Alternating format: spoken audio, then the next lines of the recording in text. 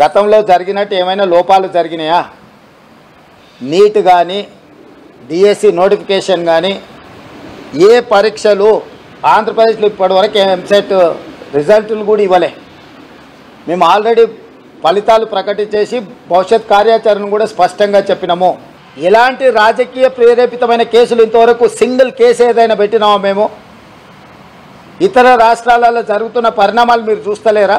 గతంలో కానీ ఇప్పుడు కానీ తెలంగాణలో అట్లాంటి పరిణామాలు ఏమైనా ఉన్నాయా? చిన్న చెదురుమదురు సంఘటనలు అయినా జరిగినాయా మీరు చెప్పండి.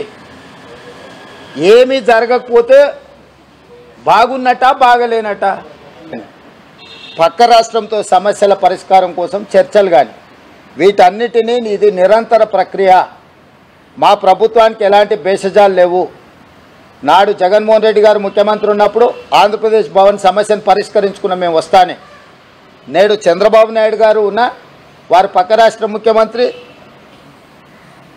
మా రాష్ట్ర అభివృద్ధి కోసం మేము అలసత్వం ప్రదర్శించేది లేదు. మా రాష్ట్రం యొక్క అభివృద్ధి కోసం నిరంతరం పనిచేస్తాం. నేను మన్నా చెప్పినా నేడు చెప్తున్నా, రోజుకు 18 గంటలు మేము కష్టపడతాము. తెలంగాణ పునర్నిర్మాణాన్ని చేస్తాము. తెలంగాణకు ఒక మంచి రోల్ మోడల్ స్టేట్గా తీర్చిదిద్దుతాము. దానికోసం మేము నిరంతరం పనిచేస్తాం.